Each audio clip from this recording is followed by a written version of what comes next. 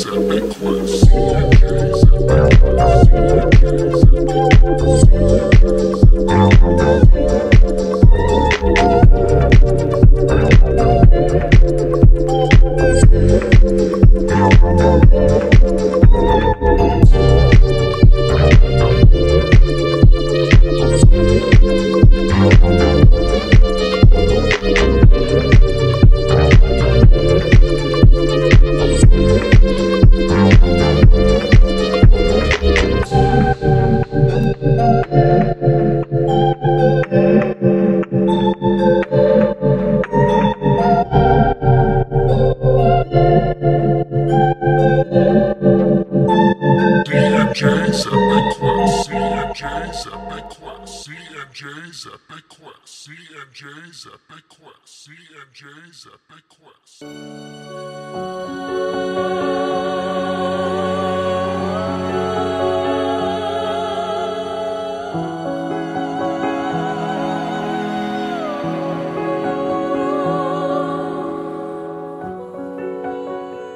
Hey everybody, welcome back to D&J's Epic Quest. I am Jay Rule. Joining alongside me here is Derek Cronus and our good friends Mora and Lee, who we've not talked to in like forever. So it's really good to have you guys back and to see your faces here and to talk to you guys again. I know Justin and I were looking forward to this a lot. Yeah, so were we. Yeah. It's been a while, and admittedly, that's probably because we haven't been very active either. It's been a long time since we spoke too, so I'm happy that we're all coming here to catch up. So this is more of a union, really, of everyone involved. What can you tell us more about why it's been a while? I know I've been curious. Yeah, the TLDR's life got in the way in pretty much every way you can imagine, be it work, university, or external reasons. And then one of us were summarizing. One of us was he's in the uni, so let's not get confused. I got busy. No, it's just been so busy, and then it's hard to come back. But we're getting there. Oh, we haven't released anything, Lee. Oh, yeah, God. That was my bad too. Okay, this is not the time to hopefully bring by about the time this episode comes out, we got off topic. Well, I've got bad news for you, Lee, because I think Justin's going to edit this and release it today also. I'm on a timeline, god damn it. I can always cut that part out. It's all good. No, it's fine. It's fine. We have like one or two things ready to release, but we haven't got around to it. Yeah. Oh, yeah. We haven't hit the stride, the whole, summarize record. That stride. We need to get there soon. It definitely takes time. Yeah. As we said. Have you guys had like long breaks anytime in between? No, right? A couple. In November, I was gone like basically half the month. And we had a bank of episodes that Justin basically burned through and released while I was gone before we could record more. Mm-hmm. And then I think you had some time too, Justin, probably not as long. I think, we recorded on Thursday just 2 days ago, but I think that was the first time we recorded this month, if I'm not mistaken. Yeah, I had a work trip that I just got back from, so... Nice. Yeah, that's better than drinking with your coworkers. No wonder your cat seems to have missed you. Oh, you see her still? No, I don't see her. Is she there? Is she right there? Yeah, she's literally just right off screen. I can't see her. Okay, there's the cat. Yeah. Hello. Yeah, this is so distracting. You have to give her a Memories of Ice name now. Yeah, it's mandatory. Oh, man. I would give her the name Hexamandus. Awesome. Nice. Hexamandus. You remember who that is, Derek? Hexamandus? Well, I mean... Oh, the name starts with a T. Right. I never remember it for whatever reason. The little stick guy. I don't know why you forget him. He's like, pretty important. Who is the stick guy? Sorry. Telemandus, the Bargus, the stick guy. Oh, is that what? Oh, quick okay, Telemandus. Yeah. Yes. You know what? I never remember him. I guess before we get started in today's episode, we'd like to take a moment to thank and recognize Silverstone's books. Please check out their website, check out their storefront. They have a large selection of fantasy, sci-fi, and horror books, with many of those coming as the option of having them signed at pretty decent prices. So they also carry a large number of indie authors, so please help us help them in supporting those self-published authors. They've also been gracious enough to give us a promo code for 10% off your next order. That code is DJ Quest in all capital letters. So check out their site and pick up a book and save some cash. Our patrons. We have Jan the Picker, Luciana Intrigan, Ryan the Topological, Damien the Rock of Faces, Nate Fiddle Me This, Shield Anvil Dylan, Calvin He Who Witnessed, Livia the Malazan Potato, and Aaron Mott's Irregular. Thanks, everybody. You guys really do mean the world to us. It's a lot of fun having you along.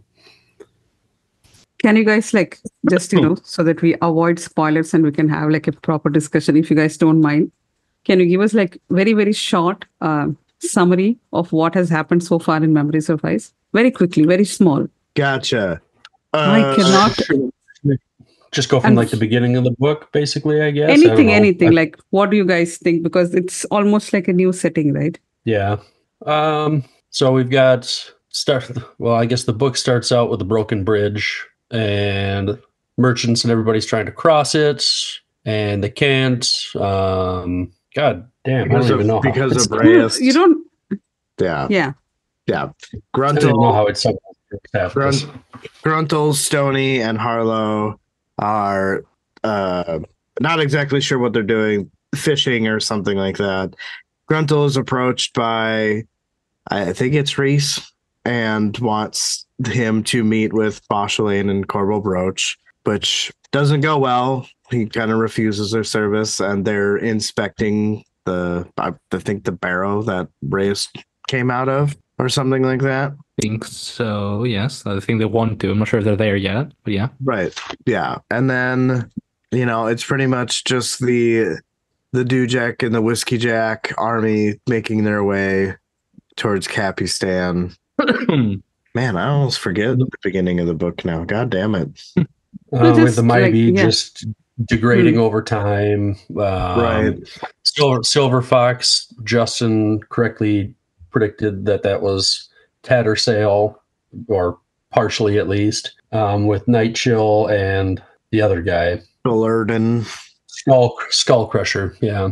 Let's see, what else? Who else is there? Calor. Calor's a bastard, but I kind of like him. Yeah, he fell. Quick bend magic to hold to sink him in quick. That was he probably opens a hole beneath him parts. and looks down. Calor's climbing. I gotta go. Yeah, it's like a very cartoony thing. He just drops down. We what else? The Kel Hunters of the Kachain Chamal. Yep. I guess as much as I can remember, Talk the Younger and Lady Envy and the Segula, Mach Tool wants to fight Mach because he's fought Sanu and Thirul. They're traveling from the south towards the Panion Domain. They get to Bastion and just slaughter all of the Seer Domain and whoever are there. And then we get to see Talk the Younger join up with the Tenniscoury mob. He is at this point just a thin little nothing, but still refuses to eat human flesh, so they call him the Defier. He meets with the Panion Seer, which a lot of my theories around how the Panion and Morn are related a little bit. So, I guess we could probably talk about some of that stuff. Yeah.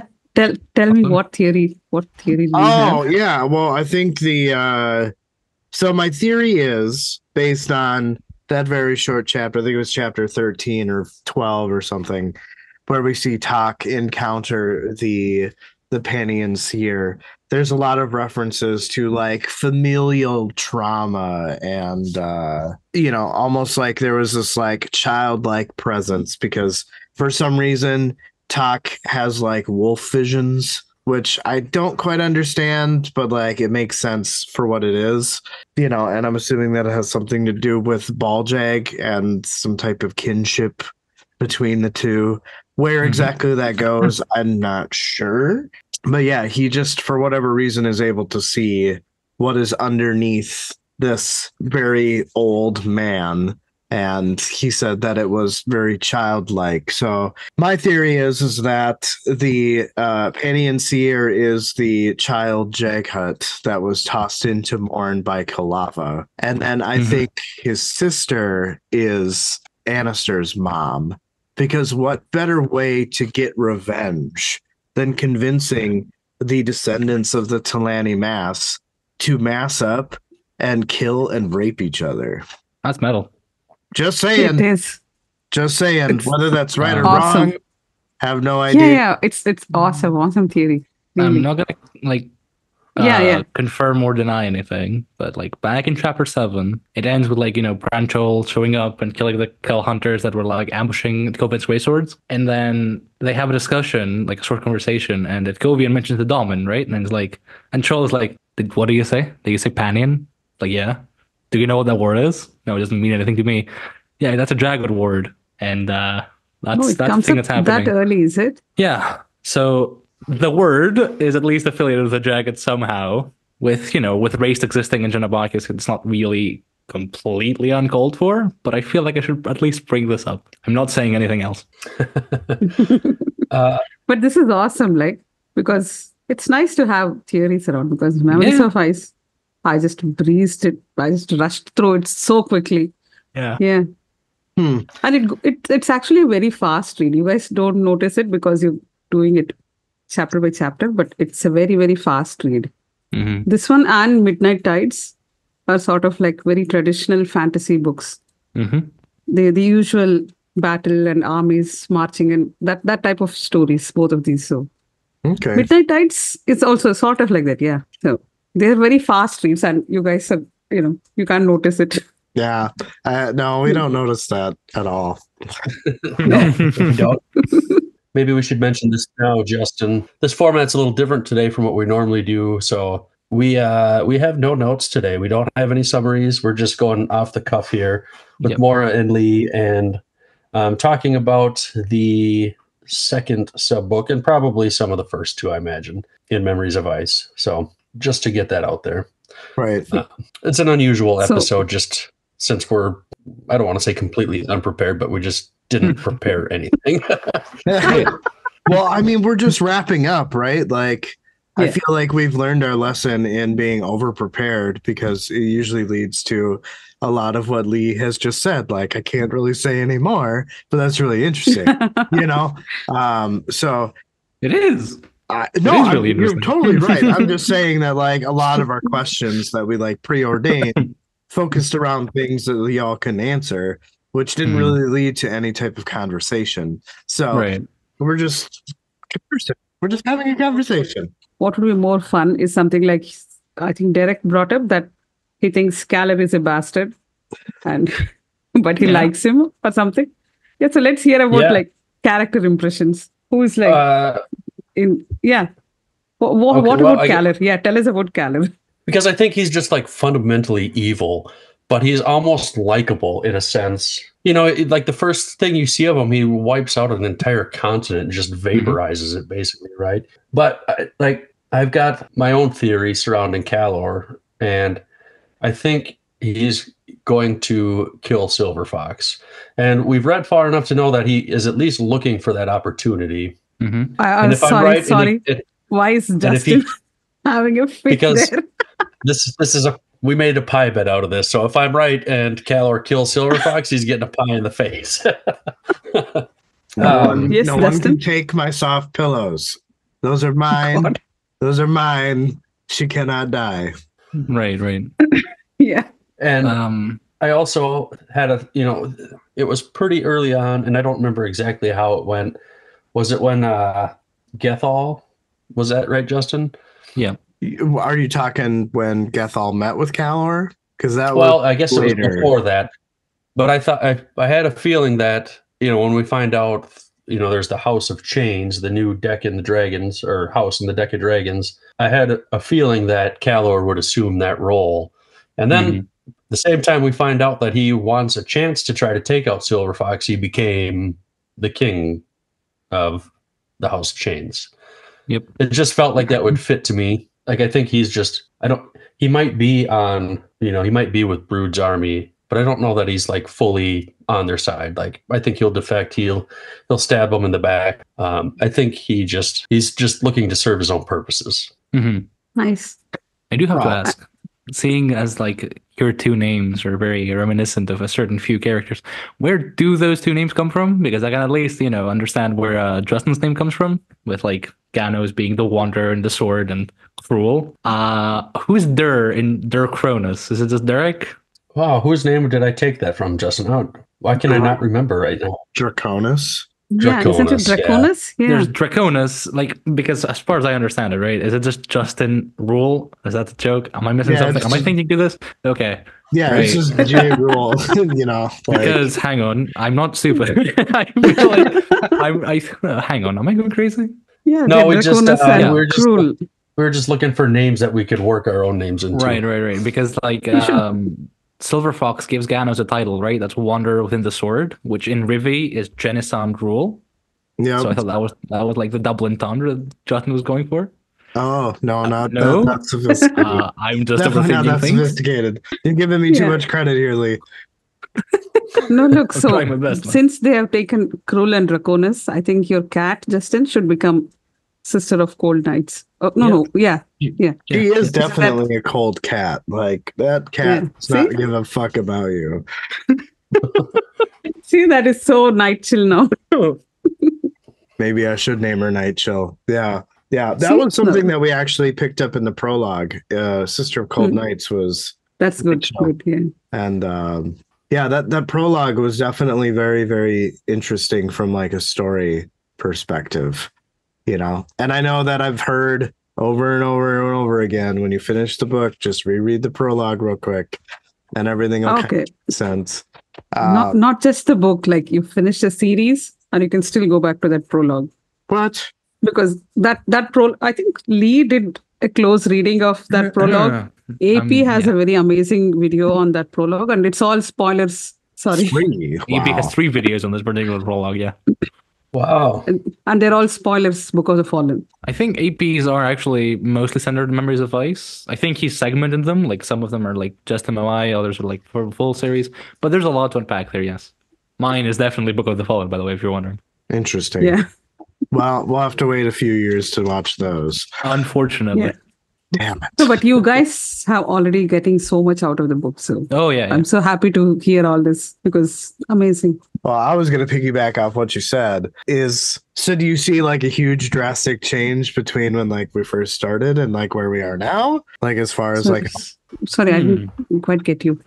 oh, like comparing to when we first started to where we are now, would you say there's improvement, or would you say that like we're just skating by with the information we have? You guys, Yes. the way you guys are picking up, oh my God, it's like so much. I don't know. It's you guys, I think you guys have got so used to what Erickson is like doing with the books. Yeah. You guys are very, very easily picking them. It's very impressive to watch because I think Cool. from Dead House Gates, you guys started getting the hang of what this guy is trying to write. Now you guys are basically like, I don't know. It's very, very impressive to watch. You know the places where Erickson is putting all these small hints and Yeah, You like know? the emphasis is, you can tell what's going to happen Yeah, next. yeah. At least guess, right? you guys are on Like the I right know I path, would never think. have thought like that the sister of the Jagged Child would be like Annister's mom. That came completely out of left field for me. And like I like that. That sounds plausible. I'm regretting not thinking about it. It's like, oh, yeah, that would have made sense. No, and even in future, because this is all still Erickson being very new to the series, right? In future, when you have a very strong guess and it turns out to be wrong, just know that Erickson purposely made sure you're getting that wrong guess. Yeah. So I think you should be aware of that too, because you're already getting used to his style. You're getting used to the things he's trying to, he's waving his flags and saying, go on this road. Yeah. And sometimes he does this misdirections too. And if you're not reading that closely, you tend to miss out both the direction and the misdirection. So I think you guys have some fun times ahead. Mm-hmm. Yes. And a lot of eyes. One hopes. Yes. God damn it. I think maybe, I don't even know if I would say we could commit to one per book, but I think that would be the maximum if we were going to do it. But this is a great bet. Yeah. Yeah, it has to have like weight to it. Like the Silver Right. Fox thing I'm only going off of out of principle. Like I love Tattersail. I don't know why she's just my favorite character. And No, I was going to ask, like, do you have a solid defense of why do you think Kalar is not going to do it? No, it's just boils down to saving Silver Fox. I definitely have a solid defense, right? Like, I think that what's happening here is that like I'm looking at the consequences, right? Like if Silver Fox is supposed to be the summoner of the second gathering, and all of the work that Karul has done to make sure that this child is reborn, right? Like all of that had to be pre-planned, right? We saw a lot of that in Gardens of the Moon as far as like his intentions really haven't really been revealed that far, but like why go through all that work, right? Why go through all that setup just to simply subvert the reader's direction, right? Because it would be crushing, Justin. Yeah, it would be crushing. Wait, it's such a waste of time too.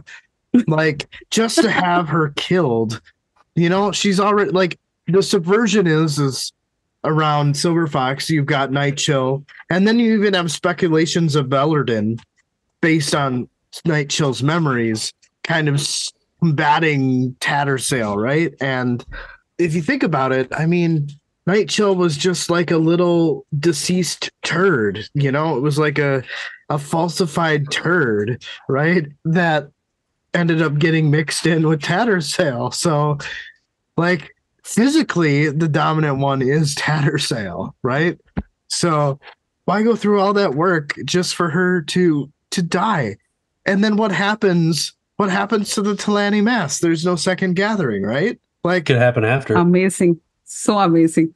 You thought through all the consequences. So amazing. Just saying. No, like, I think the subversion could be how you feel about it rather than what happens. Don't you think, Lee, like in Malazan, it's not just about what you predict comes to pass, and it doesn't leave you happy. Or I think you don't feel that's one thing. The other thing is like Erickson will take at a future book some character you like hate, like viscerally hate, and then explore his perspective or their perspective, I should say, because it's not just males. And by the end, you come off like, no, I don't want to like this guy. Stop making me like this guy. Why are you making me like this guy?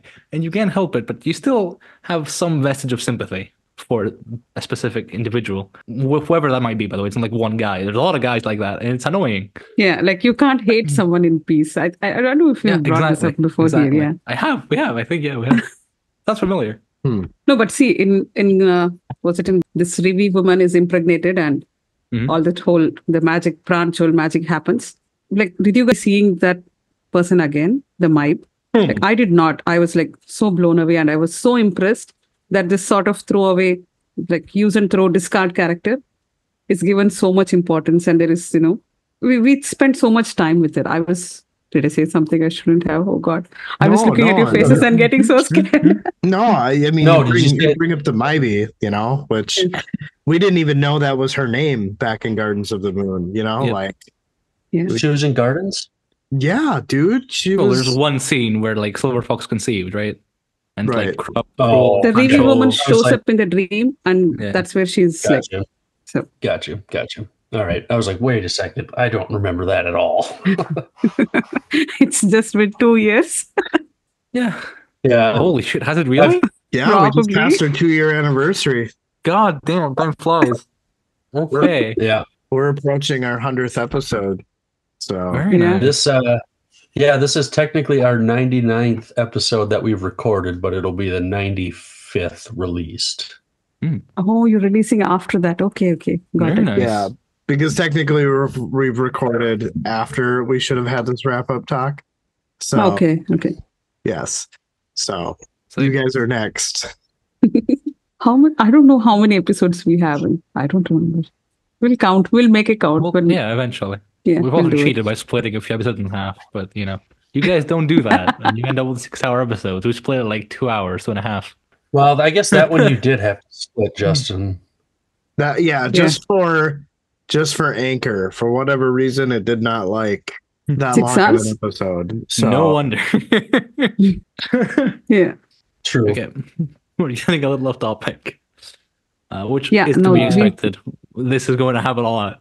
I wanted to mention that like a while ago, I don't honestly remember, don't I was on Podcast of the Fallen with Matt and Nate, Yeah. and Matt was superbly impressed with Anamander because and Nate pulled up a chapter, I think it was chapter 5, where like his entrance is described, and the wording used is like he was a walking, talking atmosphere. The guy exudes atmosphere everywhere he goes. So I think I want to hear your thoughts about Rake, mostly because I want to hear both of you gush over Anamander.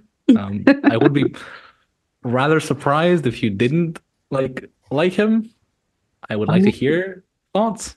I don't hate him. I don't know if we have as much information as Nate does to be able to gush as much as Nate did. But I mean, there's still this area of mystery surrounding Right. Anamander Rake.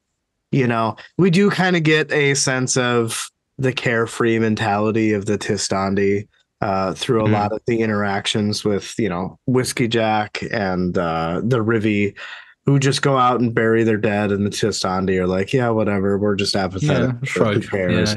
Yeah. Which kind of goes back to like the whole Mother Dark thing and whatever potentially has happened there. I know that we do get mention of the Tistidur in this book as well.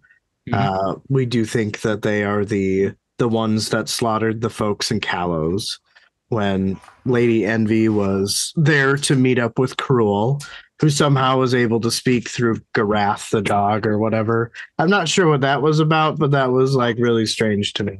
I'm zipping it. I think I I like Rake, but I think I'm more intrigued by like his history than probably the character himself. Right. Like his sword is cool, but I would say I think I probably out of this book so far, I think Lady Envy might be my favorite character that we get to spend time with, because she's just, I don't know, she's something. She's so, I don't want to say weird or strange, but she's has this too much. confidence about her. I she's think what, Lee? Sorry. she's too much, I think, in many ways. Do you think she's OP'd? Dude, yeah. I mean, yeah, What'd you say, Justin? OP'd, overpowered. Oh, okay. absolutely. And that's the point. I mean, she did take out 3 like our small armies of the Penians. And like she does that, and she's more concerned with like whether or not she broke a nail or something. And she's extra in all the best ways. Right. And her like trying to gain affections the normal way instead of just like sirening him to her will or whatever you want to call it, like Yeah. this is like one that you just stay away. So I understand why he wanted to join the tennis gallery, like and like inside his mind he's just like, please don't kill them all, Lady Envy, don't kill them all, I need them. Yeah. But that's the sort of a debate in first time readers. Like, why did Talk leave? He could have stayed with them and they would have protected him and things like that. But yeah, I think that makes sense that Lady Envy had different motivations, whereas Talk just wants to get back to Dujek. So the quickest way to do that is to join the tennis gallery, because why stand in the devil's path when you can be at his right hand side? You know what I mean? Yep. nice. Yeah. There's like 3 reasons off the top of my head I can think of. That's the main one. Like, Talk's a scout. He is trained as a claw. He is a scout. He is of the Second Army. He is halfway across the continent with 3 people. Well, actually, like 4.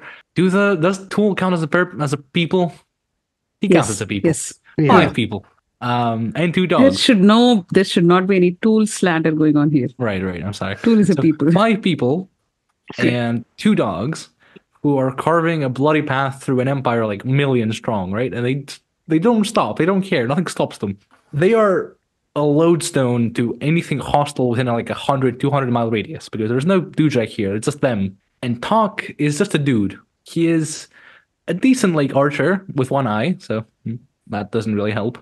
Right. He has survival skills, but he can't utilize those because it doesn't matter, because Envy just like flicks her fingers and food conjures into existence, or Tool goes off hunting and he comes back with like 30 different prey things, and he's going to get caught in the crossfire inevitably. Like Envy sees him as like neat curiosity, but she's not gonna weep if he dies or anything. Tool can't weep, probably.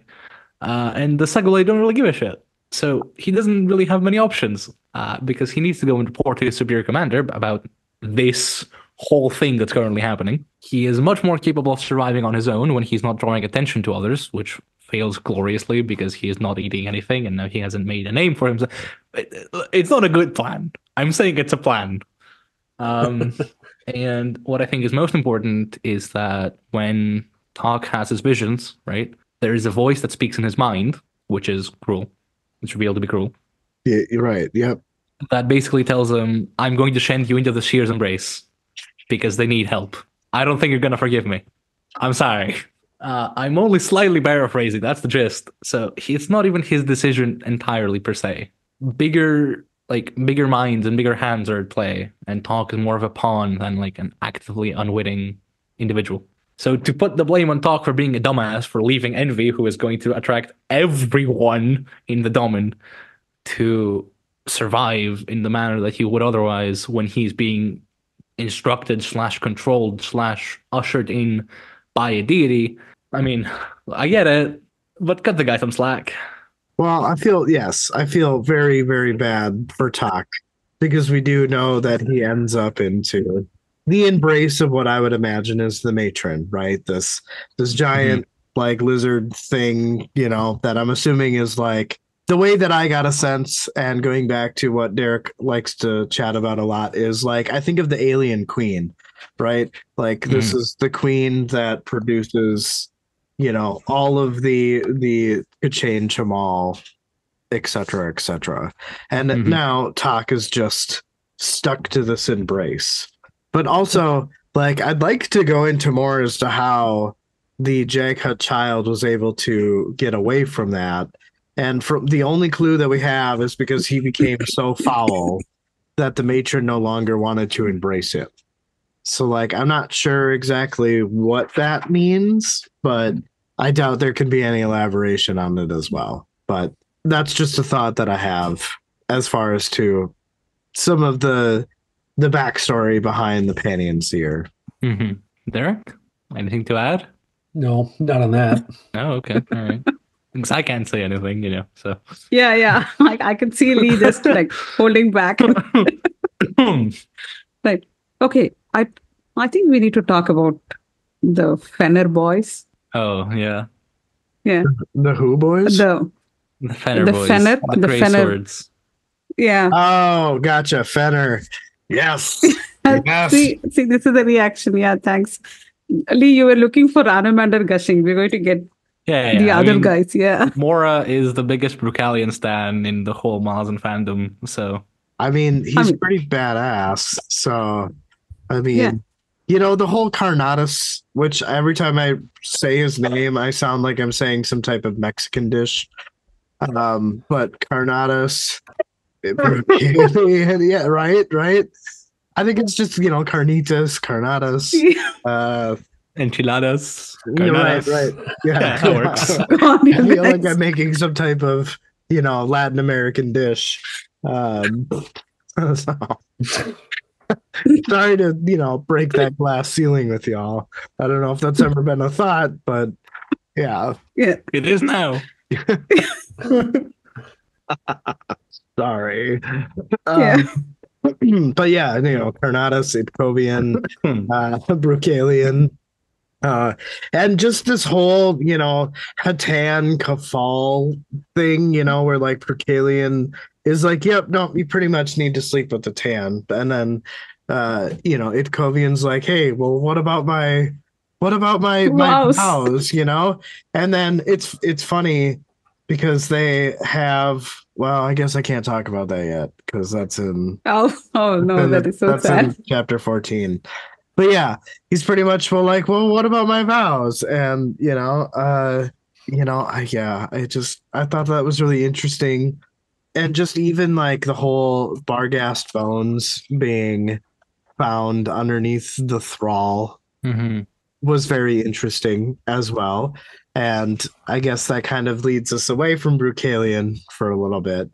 But then we get into like Telemandus and the Barghast, right? Like the history, we find out that the Barghast are related to the Talan, or like an ancestor or something like that, as well as like the Thelamin as Mhm. well, through Telemandus kind of explaining to Quickben a lot of these things. And Trots, even when he's having his fight with uh the Whiteface clan to hopefully get some type of leadership role, it seems like I forget the chief of the Whiteface clan's name. Homeworld Tour. Humbraltar, yeah. Yes, Humbraltar. There we go. Oh. He almost kind of like recognizes, and I feel like he needs Trots to win, even though he's going up against his youngest son. Yeah. And I thought it was really interesting and kind of ironic that Trots used a non-Barghast fighting style to win, right? And it kind of goes against the grain of what the Barghast believe in, right? But that's the whole point, right? Is that they, as a culture, allowed themselves to stagnate because they had this very weird burial where like their spirits were not allowed to ascend, right? So therefore, you put yourself in the spot where like the spirits can't ascend, so therefore they can't give you feedback on how you're supposed to fucking change and adapt, and the knowledge of what that one takes, right? So it was just really cool how like all of these things kind of like played into each other, and I'm almost kind of wondering like, prior to all this, the crippled god, right? Like he has poisoned these Warrens in some way, shape, or form. Granted, I feel like that's him using the Paniondomen to his game, right? A distraction, so to speak. What was I going to say? And I feel like when he did this, he had no idea that this like Barghast, Warren existed, right? So I feel like this is a Warren that has not been touched as far as a poison goes, which I feel like is how Hedge, is it Mallet that's the healer? Mallet, yeah. Yeah, Mallet was able to be gifted that Warren to help heal Trots from his wound. Which, by the way, the imagery of that entire scene is metal as fuck. It's like, don't look down because there's bodies everywhere. Like, just keep walking, just keep going forward. Because if you look down, it's just like every Baragga spirit is dying to help you do this. Each step kills like so many spirits or something, right? It's really nice. See, that's cool. Thank you for like explaining that, because I was wondering about that, like what exactly that represented. But now that makes sense. I feel like we've left Derek out a bit. I'm sorry, Derek. I just kind of you tell me shut the fuck up, man. Just go like, shut up. I don't always have a lot to add because Justin picks up the stuff that like I don't. So like that's like Carnitas and yeah. But no, Brocalion, I like him a lot. At the moment I really like felt that was when Githal appeared to him and was talking to him, and he's just like slice with his sword. He's like, "Get out of here!" I'm like, "Okay." Oh no! He says, "Come closer, and I'll continue a lesson in honor or something." It's very cool. Yeah. So I like that. I'm like, okay, this guy's gonna be something. Well, and always also a dumb one guy. Yeah, fun. His dedication to Fenner, right? Like, I can at this point kind of sense that. And again, Derek, go ahead and tell me shut the fuck up. At this point, it's they know that something doesn't feel right with their god, right? And I almost kind of feel like if we go back to Deadhouse Gates, right? Like this is at the point where Haboric is so exhausted and unable to move in the Otatero Desert, right? That Felicin and Bowden are able to call upon Fenner through some type of invisible hand thing that exists but doesn't exist, like the call button on the priest's hands. Exactly. That didn't exist, fast right? dial. Right, yeah. That didn't exist because his hands got chopped off because of, not really exactly sure, but I know that there was an epigraph in one of these Memories of Ice chapters that kind of talked about Haboric a bit. Oh, is it? Yeah. So yeah, I just think it's interesting that Brocalion, like, even though Gethel is offering like Hood's Warren, which is a little bit more impermeable to the poison, right? But he doesn't, excuse me, give up his faith. That's that's our Fenner boys. That's yeah. Okay. Side note: the epigraph Justin is referring to is chapter 13, so it's the last chapter in this book. Are Yeah. you looking stuff up? How do you just know this? I did look it up. I'm not that. Yeah, actually, it might be the. Actually, hang on. Let me make sure that it's not the epigraph of the next book's beginning, just to make sure. Yeah, it's not chapter 14. I've got it right here. Yeah. So, yeah, it's the epigraph of book 3. So technically, it's not. Oh, the entire book 3. It's not a big deal. Okay. Yeah, it's just like it's the next page from where we stopped. Sue us. We're coming for you. Wait, which one is it?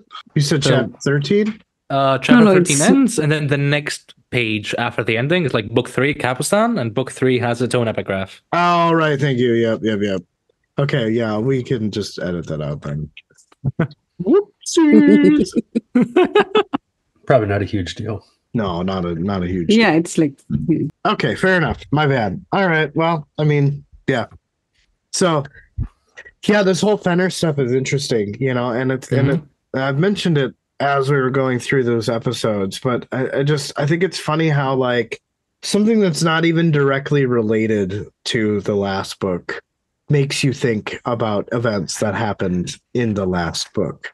yeah, it's just good writing. So you guys have been told this story, right? That Memories of Ice was technically the second book, and Erickson lost the writing it. You guys know the story, right? No, I don't know. Yeah. He lost the writing. What do you mean by he lost the Oh. Yeah, writing? so he got like halfway He- through and then just lost I knew this. the drive, the floppy disk. Oh, I guess Which I is think he wrote the it book on is his- older than I am, so I don't know what the fuck that is, but you don't know what a floppy disk is, man? No, that's just a Gen Z flex. Please, let's not I'm pay telling that any you. attention. I'm Yeah. telling you, this book is older than I am. Justin's probably got a floppy disk somewhere around there. I do not have a floppy disk. No. I don't even have a CD drive anymore. But I know that at Yeah. my work we have a floppy disk, like a portable floppy disk reader. It's like super, super old. Yeah. Really? Yes. I actually just found it yesterday when I was looking through what was my old boss's office. No, I don't think you had a floppy disk or something. Wasn't there a picture of this PDA? Like we used to get those personal digital assistants, like glorified calculators in which you can like type stuff and like set appointments and stuff. He had one of those. So apparently he So- wrote in that and Yeah. Yeah. The wiki mentions like a computer failure. It does not specify any further. So Oh, gotcha. I will So- take Mora's word for it. But I like the floppy disk idea more. Yeah, So- because no, but when we did the AMA on the subreddit, when Erickson had to show up for his AMA, he logged in with like 2 accounts, or he was logged in twice or something like that.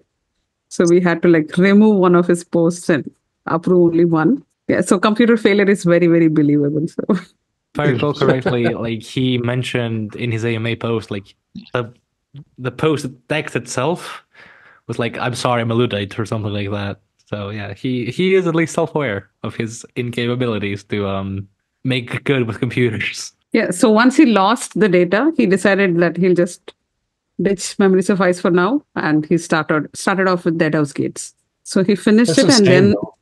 come back to Memories of Ice. I wonder how So- much different this series would have been if that didn't happen. It would have been a little very straightforward and sort of very normal, right?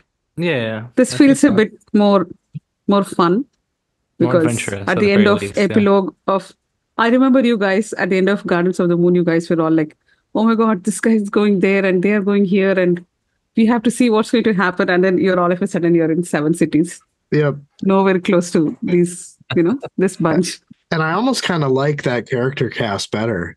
Just saying. The Gardens guys or the 7 cities guys? The Seven Cities guys. Mhm. I think for me, at first, like I was more attached to the Janabakas guys, but like looking back, yeah, I think I like the 7 Cities guys a lot more. They grow on you a lot more.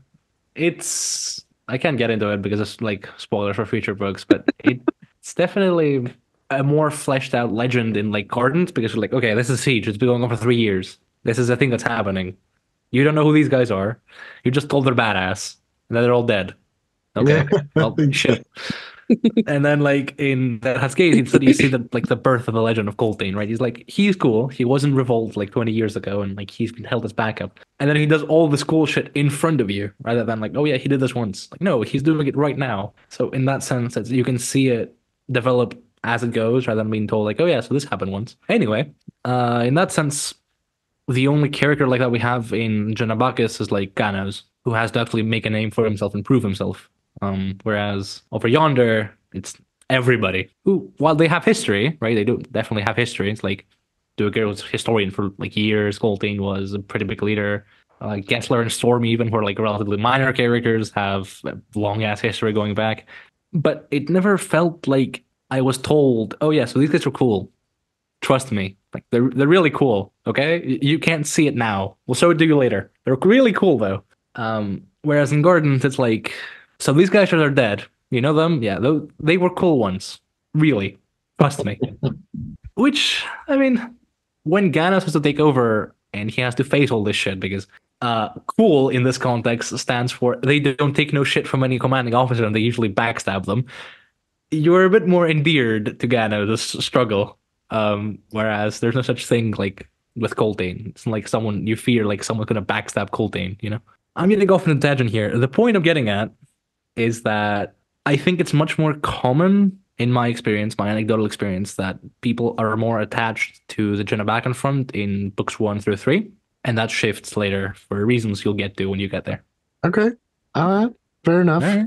But so yeah, I do respect the commitment to actually liking these guys already. That's Yeah, I don't know. I just they felt more like dynamic, than what we experienced in Gardens of the Moon. But bouncing off of what you were saying about, Ganos getting stabbed in the back and kind of like proving himself as a leader, we do get a lot of that mentioned during the Barghast fight chapters inside Memories of Ice. Like it kind of seems like he makes a lot of the right moves and says a lot of the right things to actually start to get these bridge burners, these noble killers, right, to kind of fall in line and respect him. And I thought that was cool because I know that that's a big theme that he's carried since he took over the bridge burners. Like, oh, I'm going to end up with a knife in my back. And rah. He did. To be fair, he did. Right. Yes, he did. But like almost immediately, right? I wouldn't call Sorry a bridge burner. I would call her a bridge burner in disguise. No, they kept calling her recruit, right? They didn't really accept her. So Justin is being a typical bridge burner here. He doesn't want to include Sorry. So yeah. Absolar. Much better than Sorry. I once again feel self-conscious about like leaving Derek out of the conversation. I'm loving this. I don't always have much to say. I don't mind listening, and I'll chime in when it works. Right, awesome. So I'll extend the offer like Justin made. If you feel like I'm talking too much, just tell me shut the fuck up. That works fine. Back on topic. No, Justin has a good way of going really deep with things that like I don't always pick up on, and I don't know if it's that I mean, we read these chapters, we read them and then, we summarize them. And usually that's about all the time I have for. Justin will read it, he might read the chapter 2 or 3 times. He's really good at picking up those details that I'm not as good about. But I mean, there's always things, a lot of the times we have different perspective on things. And I guess, so far this book, the prime example is I think Calor is going to kill the Silver Fox. And I don't know if it's just Justin's attachment to Silver Fox that he's really hanging on to that, or I'm not saying I necessarily want it to happen, but I just think we know an attempt is at least coming, whether he's successful or not. Right. We'll see. But I think the dynamic of having you two be on opposite sides on the map, not necessarily on opposite sides, but like on, I suppose, opposing viewpoints is very interesting for how, because Mora mentioned like how these things tend to change as the series goes on, and how your expectations are built up one way, and then how you feel about certain events changes throughout the series. And I feel like this dynamic of like one being so attached to Silver Fox that he raises the like, why build up all of this if you're just going to turn it down? And the answer being because it's going to crush you, makes for a very interesting dynamic between you two. And I would like to see that develop because, I mean, I can't say why, but as future events develop with the book. Not just this book, like in future. I'm No, just in looking general, forward yeah, to all absolutely. this. Yeah. Yeah, for sure. It's I going to just be think, I so mean, much. you put all that work into it, because, Justice says, why do all that work? Well, because you want to rip the reader's heart out and just stomp it into the dirt. Like, I'm not against that. Like, give it to me because, I want to be attached to the characters. I want to like them. And then maybe it's cruel of me, but like, I want something horrible to happen. Like, give me those emotions, I feel like there's enough of that happening already. I mean, we have Dead Sea soldiers. Like, I'm good, man. Like, and can we talk about the semantics of the Dead Seed? Like, how exactly is that possible? Okay. Don't look at me. I'm not a doctor. Yeah. Here. Oh, no. This we are not trained with this, for all this. I mean, I don't know. I guess like it's believable, but like I want to know like the details. Like how exactly does that happen? Like is it like, they have them captive and then, do the deed and then slit their throat? Or is it No. It mentions specifically that they descend on battlefields and like find dead and dying and then do the deed. Yeah. I don't know why. I do know that this comes up more than a few times as like a discussion point. And I feel like at least someone has offered some scientific explanation, possibly pertaining to rigor mortis. Though I think that will be too late. No. Rigor mortis will be way later. Not I rigor don't mortis, know. but there is someone shared something on the subreddit, like things like this happening. I'm not sure. People If we who do are about find to out, die. Yeah. we're gonna let you know. Yeah. Maybe there's a link somewhere to some news article where someone did this for real or something. Justin, not, go ahead, Mora. Sorry. No. It's not biologically impossible or anything, but yeah. My counterpoint would be there's fucking skeletons walking around this earth, Justin, Thank you. can There's like fucking dinosaurs with sword arms, dude. Like that's where you draw the line.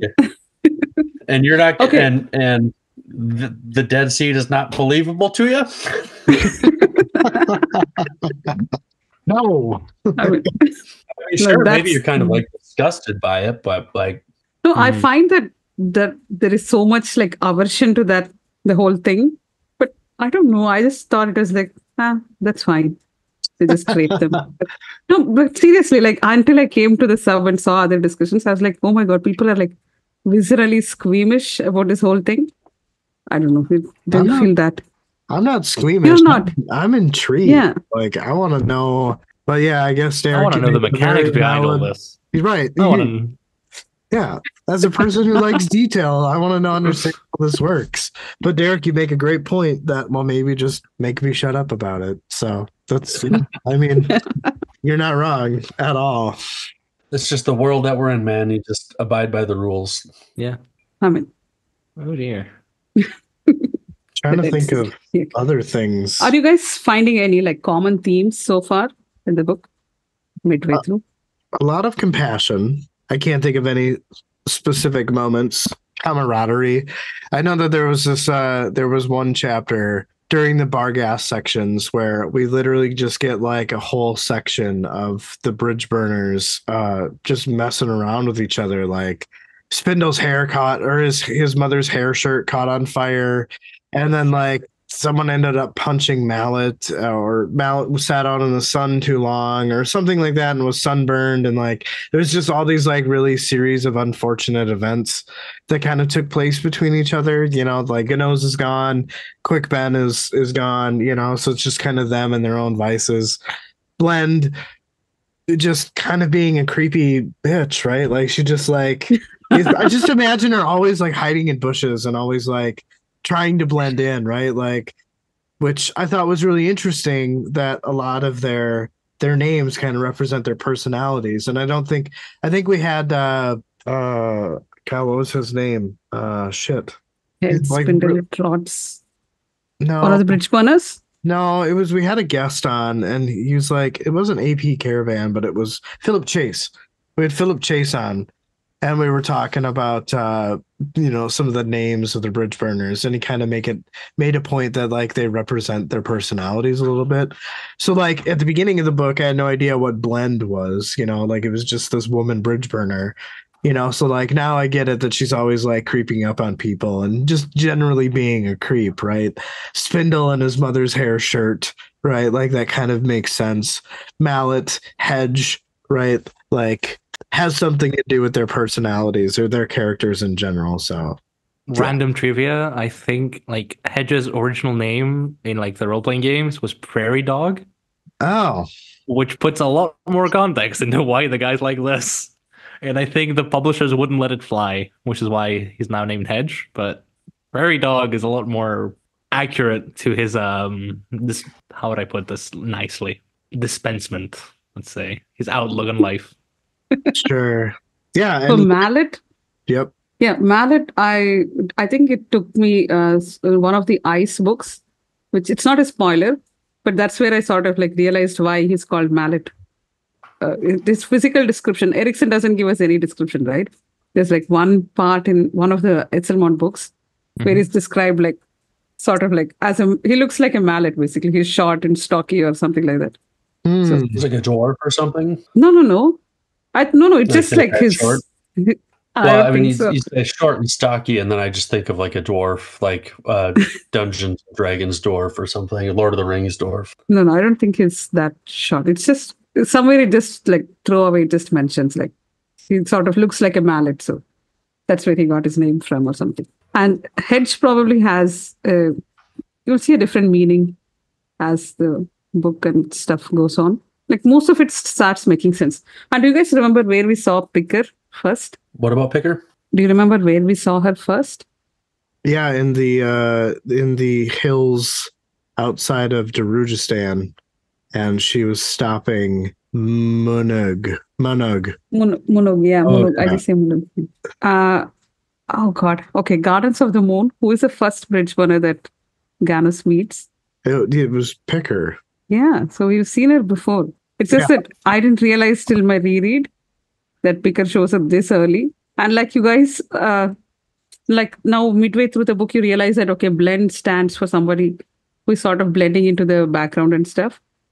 So all these guys start becoming very distinct.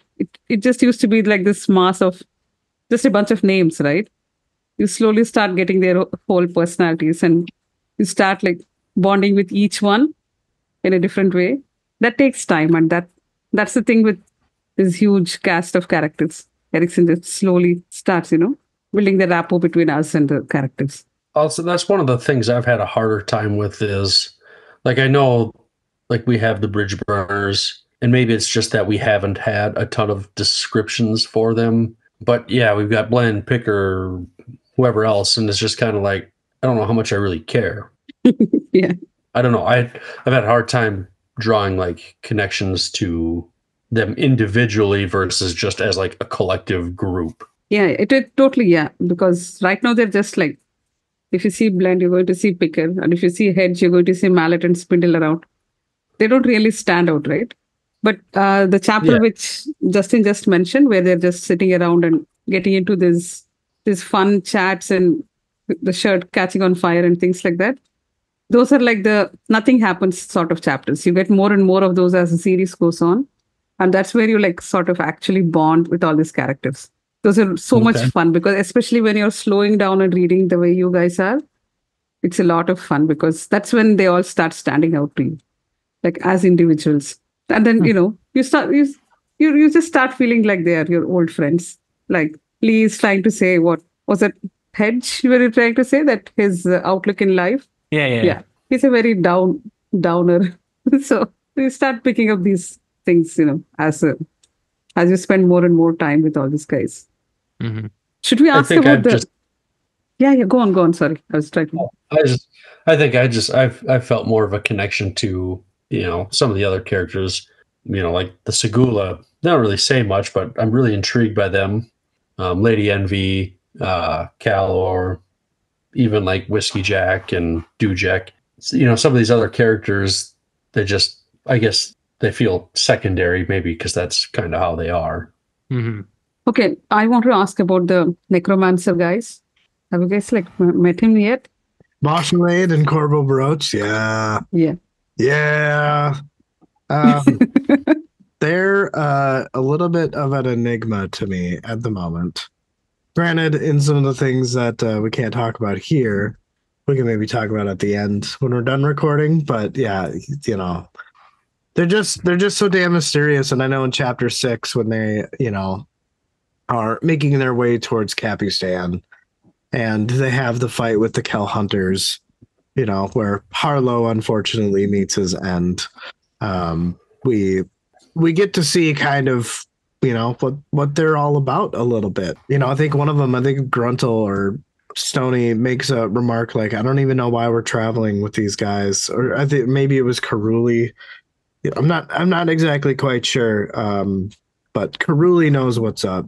We just at that moment in time hadn't really given much information on them, so at this point in time, there's still a little bit of enigma as to interesting, but and it was one of those things where when the first chapter opens up, you're not expecting this. And as a fan of the Malazan series, even though we haven't finished it, you hear all of the novellas, right? So you're familiar with the names, that they exist, right? So meeting them in the very first chapter was like, oh, holy shit, I didn't think we were gonna meet these guys for a while, but I guess Blood Follows publicly, or publication format does follow Memories of Ice, so that's what we'll be reading when we're finished with this.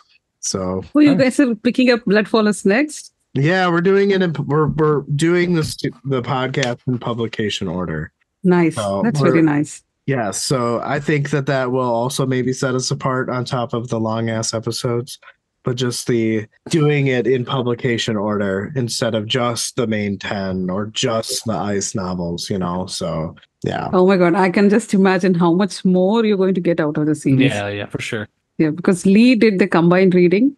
I did Book of the Fallen followed by the novels. And there were a lot of things towards the end, the last couple of books, there are a lot of things which didn't make sense to me and I just had to keep reading.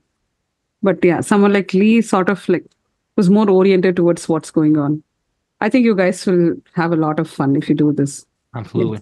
Yeah. But I'm already having a lot of fun. It's a lot more fun, because it's a bit weird to say that the world gets a lot more expansive when you've already visited 2 continents in 2 different books. It's a lot. I'm just gonna put it like that. Ice has so much fun. Esselmont just gives you the world tour. There's no corner he leaves behind. So, and I don't know how you'll I think your summaries might become a little smaller. I feel. Do you think so, Lee? With the ice books? Yeah, with the ice books, yeah, because they're generally shorter and they're it's not so much that less happens, it's more so that it's more focused.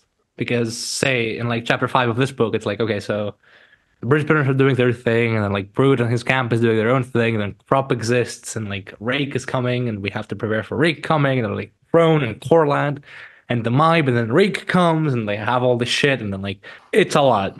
Ice is more okay, so this is what's going on. This is what we're going to do in this chapter. We're doing this. So this is a new thing that's happening. Okay. We're going to continue with this. And it makes for more streamlined, I think, summaries.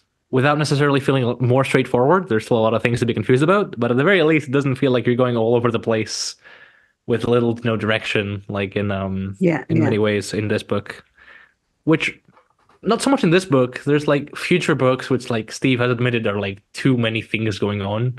I think the Bone Hunters were he has characterized it as 2 books in one that somehow works while being stuck together with duct tape. It also happens to be one of my favorite books in the series for whatever that says, but it's a lot. Esselmont's books are more streamlined, more straightforward, more interesting in the sense that this is what we're gonna do. And that's the through line, not like 30 different plot lines that somehow intersect at the end. They do eventually, you just don't know how at like the very end. You're like, what the fuck? I was gonna bring all this together. Why is this important? It is important. Keep it in mind. It's No, and the but subtext and stuff is also sort of the scope is lesser. Yeah. Yeah, yeah. It's more obvious. You but can rush through them it, faster, is what I'm it trying also to say. feels on some level it's subtler, but also not. When Steve wants to make a point, he's gonna make a point, is what I'm getting at, right? When he wants to tell you something, he's going to tell you something directly, a lot. Eslamont less so, in the sense that he's gonna make a point underlying throughout the book, but it's gonna be like one or two, a handful of points per thread. It's not gonna be like a single conversation with like, say, it was a chapter in House Gates, right, where Duiker and I think it was Lol are talking about how they're gonna handle all of this shit that's happening. It's like we don't. We just trick ourselves into believing it. It's sleight of hand. And like that one conversation has like 30 different meanings depending on how you interpret it. I'm obviously exaggerating for like meaning here, but less so with Esselmont, which leads to more streamlined summaries. Conversely, this is taken to 11 with Fall of Light and For the Darkness, which we're currently doing, so our summaries end up being longer than the audiobook. Getting off track here, though. The novellas are dumb fun, I think is the best way to describe them. They're dark humor, they're like really funny, and they're like Erickson's way of like letting off steam and just going off, you know? Like Mora has read them more times than I have. Mora has even talked with Erickson about them. Yeah. I'll let Mora take you over this part. No, it's the one fun thing with publication order is I think because some of these books are like directly he's talking to the critics of the previous book which is written. Like House of Chains has some particular criticisms against You'll it, notice. which he doesn't agree with. So the next couple of books, I think Lease of La Friend, I think, is a direct refutation of those criticisms. So it's a lot more fun. You guys have a lot to pick up when you do it in publication order. Like you can see Steve just going like, "Oh my God, you guys, you're missing the point," and then starts writing the story. So that's how it feels. Yeah. And those books don't like take place in the map. Like they don't really connect with the rest of the series. Only the first book has place on the map, which is on a completely different continent than the one we've seen so far. The rest are just not on any map, as far as I know. Like, no. He said that they're the maps in which they played, but they're not like in any of the published maps. Right. To him, it makes sense, like where they're going and all. But to us, it's just like they're just showing up randomly, which doesn't connect to the rest of the story. So. Well, yeah, I look forward to it because they are definitely shorter. You know, I mean, I think Blood Follows is like 130 pages or something like that. But from what I understand, and just, you know, thumbing through the books that I have, not reading anything, just like seeing if there's chapters or place stops or things like that. There really isn't chapters in them, right? Aren't there chapters? There are chapters? Let me just pull it up quickly because it's been a while since I read it. Okay. Because I just, based on that, I didn't think that there were chapters, but, you know, when I was talking to Derek about it, I just think that we should maybe do like 25, 30 pages an episode, you know? Do you really need to? You can just finish it probably, or maybe like halfway through. Well, just rock it out in 2 episodes. Just read 50 pages, summarize it, talk about it, and then do the... Yeah. That. Okay, there are no chapters. Yeah, you're right. Yeah. So I feel like... 50 pages though, I get triggered because every time we have a 50-page chapter, we usually have a very long episode, which is a pain in the butt to edit, you know? Yeah. I mean, chapter 5, we had over 6 hours of content, and I got it down to just under 5 hours. No, but there isn't that much to discuss here, right? Because it's more fun, and you know that the stakes are very low here, so I don't know. I don't know if you will be discussing for that long. Well, maybe we'll just have to read. Maybe we'll just read 20 pages and judge how much content we can get out. Yeah. And then we can always keep going. So we just want to do it justice. Like, I mean, I feel like that's kind of our whole undermining goal is just to like give back to the books what the books give to us. You know, like we want this detail. We want these conversations. Like, we don't care how long the episode is. Like, if it takes 10 hours to convey our points, then we're going to take 10 hours to do it. You know, like Do you So know one of the novellas, Steve wrote it in longhand in a book, and then he took photos of that and he's posted it on Facebook. yeah, the So Lords yeah, of whatever. the Underlord. Yeah, I don't get the name either because I'm waiting for the volume to come out. So I've not read that. What did he do? He wrote it in longhand and took Like photos. pen and paper? Yeah, yeah. And he posted it on Wow. Facebook. So technically you can read the whole thing on. Oh my God. Do you know how expensive that is? That's why I didn't buy it. Yeah, Upon a dark of the evil, whatever, Underlord. I can't find a copy for less than like $200. Oh my God. He's showing off his signed book. Fine. Yes, Justin. Yeah, Sorry, you're rubbing it in amazing. your face. Oh, my bad. No, I've been that's the one. considering I don't have. Yeah, I think I got it on. Yeah, I found this along with the Fiends of Nightmare Oh shit, nice. for like two. See? It was like $200 for both of them, and they were Oh. like in great condition. Yeah, this I one's haven't seen. 129 out Look, of Lee, 300. look. He's showing off the signature. God damn. Very nice. So Yeah. yeah, So like the cheapest one I'm seeing right now is $175 for a used one. Oh my God. That's Very nice. that's why I'm just waiting for the 3-book volume to come out. So Yeah. we still have 2 more novellas, right? Yeah. Yeah. Which I think would come out like after Walk in Shadow, right? So it would be No Life Forsaken Hopes. novella, That's high hopes. Walk in Shadow novella, probably. May I Hopefully. repeat? In That's the next like yeah. 5 years, ideally. I mean, we've got plenty of time, so Yeah. That's true. we might finish this book up in like 5 more years. I don't know. well, I Yeah. mean, we are finishing the other book that we're podcasting. We've got 4 chapters gonna- to talk yeah. about. Mhm. And then I think Then- we're gonna try to focus more on Malazan instead of Yeah. podcasting 2 books at once because it's a lot of work. We tried it and yeah, we sort of felt with the strain. Cradle? Yeah, with Cradle, yeah. And just for the record, I think Derek is the one who's like listening to the episodes without having read Yeah. the book, without caring about. Yeah, because I probably won't read them. So like if I can get Okay. it from you guys, like I'm cool with that. But they're a lot of fun. They're a lot of fun to read and even more fun to discuss. So Yeah, for sure. the animated version is probably coming out, so you have something to of Cradle. I think that's probably the most I've listened to you guys are those Cradle episodes, just because I'm like I don't want to listen to you. Like I don't Yeah. want to like Talk about Malazan, yeah. yeah.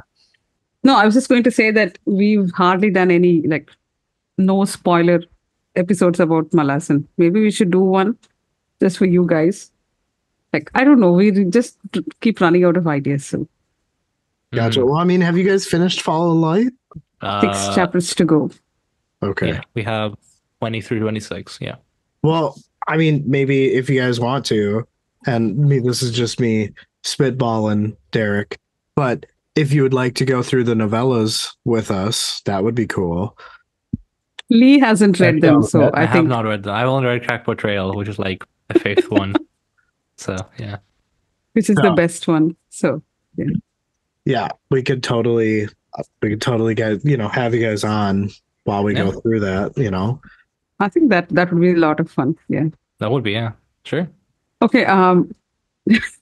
We're already making future plans in the wrap up of like book 2 Memories of Ice. See, this is like Yeah, what you guys still professionalism have, looks like-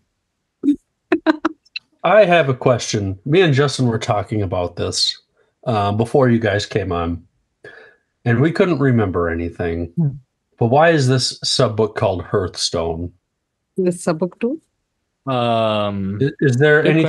question. I don't remember coming across that name anywhere or alluding to it.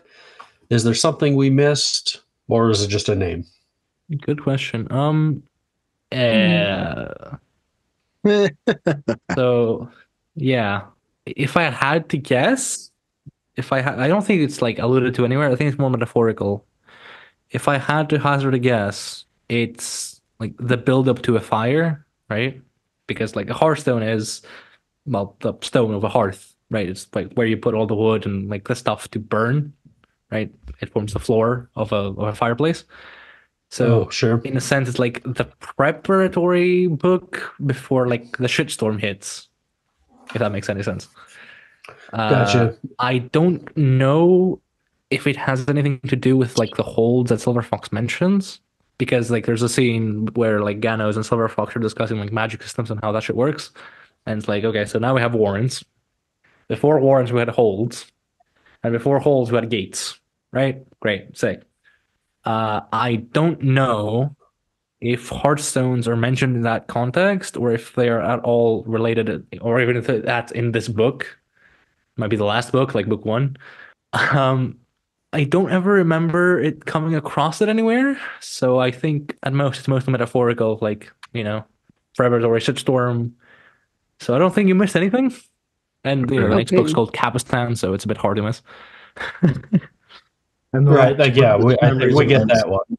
Yeah. Okay, the only mention of Hearthstone in the entire book, I mean, in this sub book, is when they see the stick guy, Talamandus. Mm-hmm. Yeah, that's the only place it's mentioned. Well, I feel like Right. the Barghast parts were the biggest parts of the sub book. So maybe there's coincidence there. Further, I would say that like the first book is called The Spark and the Ashes, so that ties in with Hearthstone in some way, but like backwards. Like instead of like going, fireplace, Hearthstone, fireplace, ashes, we go ashes, Hearthstone, fireplace. I don't know why. Well, I say fireplace, you know what I mean. Yeah. Uh, Well, I mean, I in don't order to get the know fire if- started, you got to have sparks and ashes, right? Like yeah, ashes maybe not already ashes. exists on the Hearthstone, and the sparks of picking up after Gardens of the Moon, kind of continuing on, would be the sparks, right? Wow. And Very good. the actual starting of the fire on the Hearthstone. So no, you led me there, Lee. It wasn't a coincidence. You led me there. You started that train of thought. And the I last one will- is called Memories of Ice. So Yeah. where are we going there?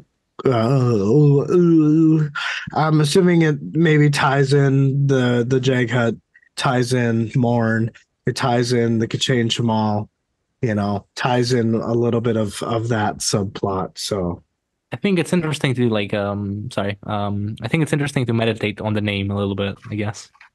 Like what Memories of Ice means throughout the book, because it will change. I suppose it will change. I don't know what you're thinking now. Maybe you're completely correct, like as Derek and well, actually both of you tend to do. Like just lock on some like concept at a halfway mark. Like you mentioned, like you got on that like Night Chill is Sister of Cold Night from the prologue. I would have never seen that coming until like probably even later than here, I think. So I'm just, I'm going to be quiet and I'm going to ask you, like request, that you meditate or at least like think about what the name Memories of Ice suggests or what it alludes to and how that changes throughout the book. And that's about as far as I can go before I like either spoil anything that I won't want to, or I talk too much shit and expose myself for being like a sloppy reader. So, I don't know why it's um, got me thinking on this train of thought, but so like this is the cover that we have, but there's the other cover with Show-offs, all show-offs all around me. Yeah. with Everyone is just like, holding up the physical book. Yeah. there's like the guy standing on like a rock and he's got like a couple swords or whatever. Like that's got to be Gruntle, right? Is that a sword? Can I see it again? it's two swords. It's Well, it's Outside the not book. this one. Okay, the other one. Um, Okay. Yeah, Oh, that of the one. other Yeah, ones. yeah, I remember that cover. Yeah. He's got like these big like pork chop sideburns and flowing hair, and I'm pretty sure he's got two swords. But like, I was thinking about that. Like, that's got to be Gruntle. What about this guy on this cover? Which cover? Hmm. Oh, The one that you we have right now? Yeah. I don't know. I don't even know that we've had like a description of dudes with Yeah. axes. the consensus is that it's just generic fantasy dude, but No, I think the other in consensus that it's Sitkovian, I think, is what we landed on. it's way one back of the when? gray swords, I feel, because they are the ones who are this heavily armored, right? Mm-hmm. The series. So yeah, I don't think it's explicitly mentioned like who this is compared to the very obvious guy on, like the other cover. Sure, gotcha. Sorry, we're just floating around to that other topic. Oh yeah. It's there are a few covers which I can recall off the top of my head that are very dramatized scenes from the book. I can't tell you which, but there are a few which are like, oh, so that's what that is, right? So it's gardens which make like zero sense even at the end. Which cover Yeah, do you guys gardens. have? Do you have like the horse guy The and one- or the like do you have that one, newest one? Justin? Otherwise, it's like the tower, Yeah. like in the dark. Oh yeah, that's a decent one. Yeah, that's Krull's Belfry, I think. But you have the other generic guy on a horse Yeah. and It's some like, random woman on yeah, it's in the so foreground. bad. Yeah. It's just Well, like I it's remember Justin talking about that one, and I'm pretty sure you liked that cover. I don't know if you have it, but I thought you liked it, Justin. it is the one I had when I read like Gardens on PDF because I'm a filthy cheater. But yeah, it's like it's very cheesy 90s pulp, which yeah. Yeah, it looks If you so like that pulpy, aesthetic, it's yeah. very nice. One sec. Have, And I think Have we you already guys- know that Justin likes that aesthetic, so that's probably why he liked it. Isn't he the Have you 90s movie fan? Yeah, yeah. I did it. have you seen the cover for the Broken Binding ones coming out? Oh my God, yeah. I This should so, check oh them yeah, out. this is the one. Yeah. Yeah, that's the one. That's the one, Justin. Yeah, Yeah. you do have it, Justin. I thought you did. It is so random. It is so funny because it doesn't fit anyone. It's Just Justin's fantasy guy, audio fantasy cut woman. off. Yeah. Yeah, it is. Yeah, no, it's yeah, I have all of the what is it, book editions or whatever, book club editions Mhm. Uh-huh. in hardback. So because the other hardbacks are like impossible to find. Yep. So But that's a nice one. Yeah. It looks much better when I see it this way rather than I just see the cover, just the image of it somewhere. Yeah, it looks much neater and nicer. mhm. But yeah, the Broken Binding ones that are coming out sometime, like those look pretty sweet. And I know we just saw the cover for the one for Memories of Ice, and it's the Oh, scene yeah. we haven't come to yet, but I don't know, they look pretty cool. I don't remember what's the Dead House Gates cover. I'm The just going to one look it up I now. remember is like a desert backdrop with like an army approaching, like a whirlwind behind them, and like an army approaching. Well, for Fine. the Broken Binding ones though, it's a scene from the battle at the Vathar crossing. It's Mhm. this one. Can you guys see it? No? Yeah. Right. Yeah. That's cool as fuck. Okay. And I That's saw sweet. somebody asked, well, why didn't, is there a reason you didn't put like butterflies in there? Because like whoever this was, like they couldn't imagine that scene without the butterflies. And like, you know what? It's a pretty cool cover, but that's still a pretty cool point though, because like, Yeah. That's fair. maybe it would have just muddied the picture. I don't know, but Yeah, but you should have kept. You know what? Covers are sort of always a compromise, right? Like Mhm. you can't Yeah. put it too much. Completely unrelated, right? But like one of my favorite set of covers is from like The Broken Empire from Mark Lawrence because, well, it's like the books are Prince, King, and Emperor of Thorns, and the backdrop is like a throne and like a battlefield and like bodies strewn everywhere. And the differences are like the protagonist like in front of, on top of, and beside the throne as the books You- progress, and that's really Jorg fucking cool. or Jorg, whatever. Yeah, I call him have Jorg. them. I don't haven't actually read them know. yet.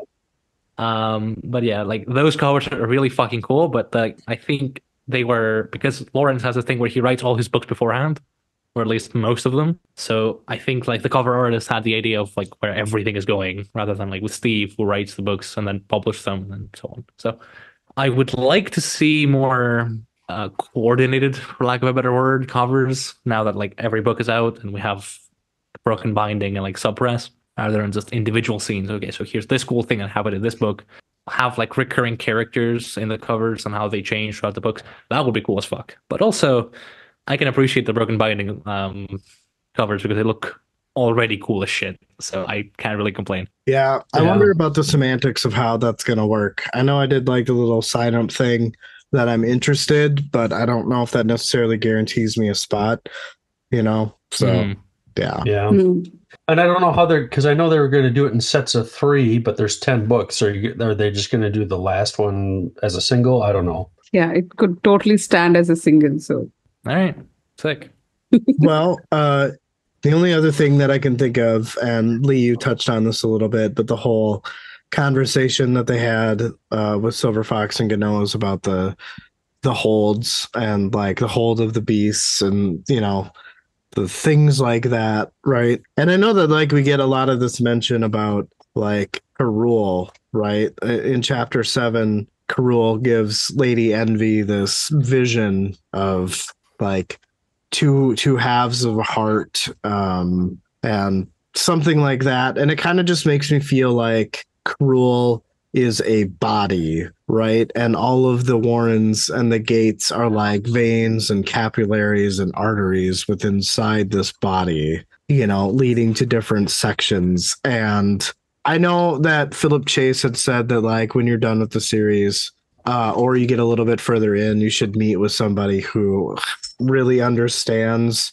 kind of the magic system and just kind of have a fleshed out conversation about that. But that's kind of where my headcanon is going around the very, very, very tiny details that have been said to us so far. Mm-hmm. And I had the exact same impression at around this point in Memories of Ice. The exact same about blood vessels and arteries and veins. I remember saying the same thing. Yeah. It is mentioned in that chapter, like chapter 7, that like Envy talks about this rule. But like, okay, so mages like swim through my blood or something, and like Envy's like, do people know this? Like, of course not. They don't know. It's just like it's just magic. I'm just here. So I had a lot of difficulty imagining that, like the first time around. Like, how the fuck would that work? And the way I landed on it was like some Cruel being some Leviathan level deity. Like he's huge, like world sized, which was way off, by the way, just saying. Completely off. Like I read the prologue. I saw how Cruel looked in the prologue. I couldn't fathom like this dude, a normal average looking dude, could be like that. But I mean he's a deity, right? He's a god. He doesn't. But my head image was like this Leviathan-sized dude with just massive, like in a Vitruvian Man style, like spread eagle stuff. Yep. Thinking like, so his forearm is like this forearm, and his other forearm. I don't think that's like how we're supposed to view it, but it's such evocative imagery and the way he describes it to Envy and how it works. And it's a really fucking cool concept. And I would just like, since we brought it up, I'd like to gush a little bit about it because it made me feel fucking giddy at the time, especially after like the backdrop of the House Gates being just soul crushing. Like I still had no idea how all this shit worked, and then like he is here, and like, so magic, yeah, that's my blood. You all swim in my blood whenever you use magic. How's that?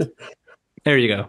No, it's just the way you're talking right now, that you're imagining him as this huge Leviathan giant or something. I'll just bring up something from Hindu mythology. Like we have this in Bhagavad Gita. The whole point is that during the battle, one of the warriors has a moment of doubt. Should I fight my own cousins and teachers and all? And so Lord Krishna, basically, he says, yeah, this is your duty. This is your karma. You're supposed to fight. And then to like prove his point, he shows his other face, like, or his other form, which is called like Vishwarupam or something. It's his actual form. Like he's in human form, acting as a charioteer to the warriors and taking part in human affairs. He then shows him a glimpse of how his god form looks.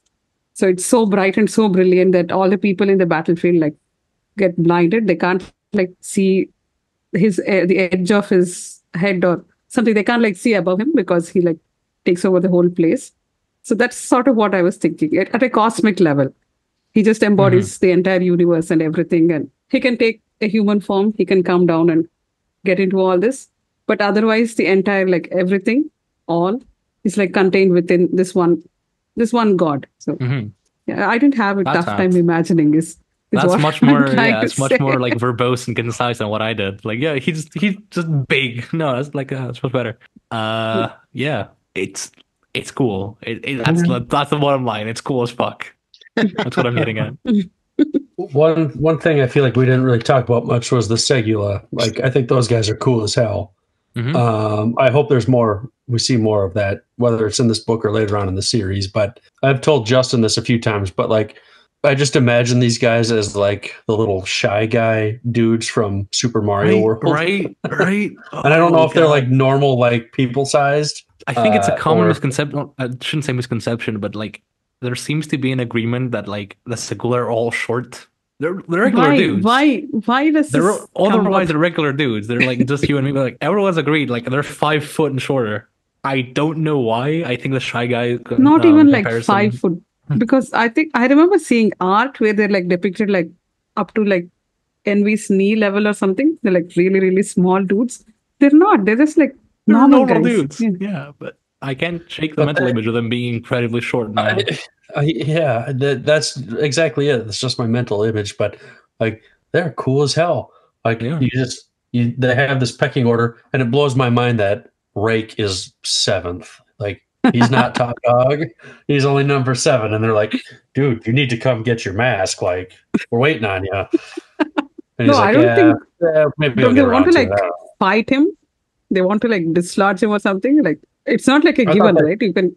Yeah. Well, I I'm thought, not well, because sure. he went to we got like a little backstory. He went to their island, and he like didn't know what was up, and he fought a whole bunch of them, and he wound up as like the 7th best before he had to like take off because he was about to get his ass kicked. And they want to give him a mask, to represent his place or whatever. I just think that was cool.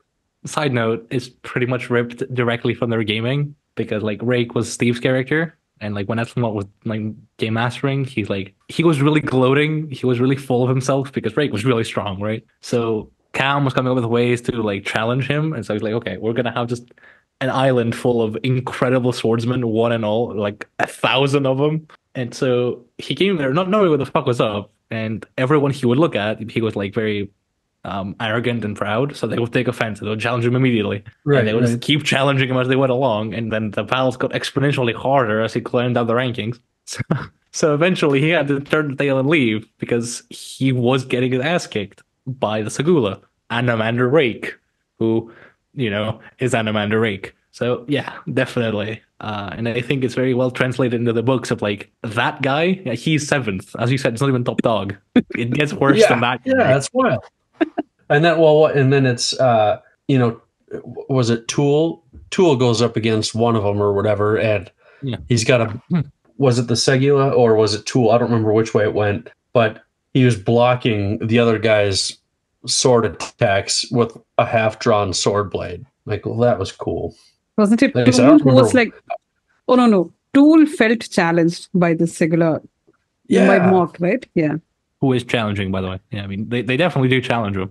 All 3 of them at different points. And So it's I funny, hope because like we top, see more of that. sorry.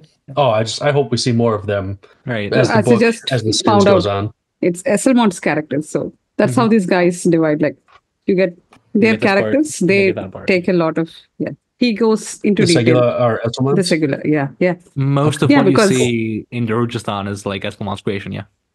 Didn't know that. It's cool. Had no idea. A lot of people The do. Phoenix Mall guys are not Phoenix. What is it called? The Phoenix Sun.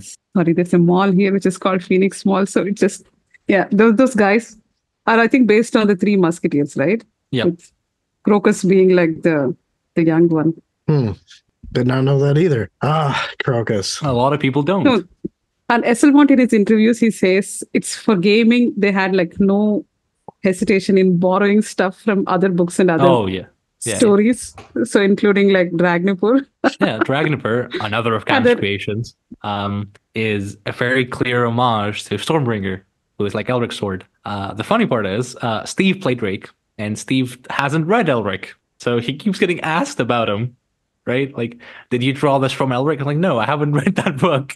Oh, and then it was, I think, Born or whatever. Yeah.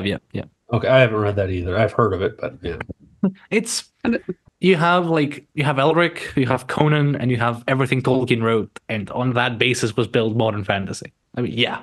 I think Sorry, it was Mora, we cut AP you off who. there. Yeah, go on, Mora.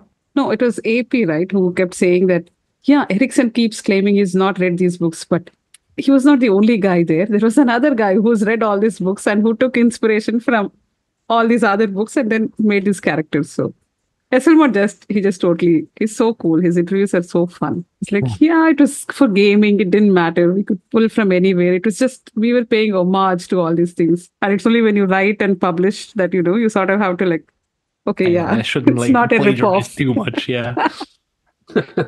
So basically, the Malazan world is the Google of fantasy. Oh God. In many ways, yeah.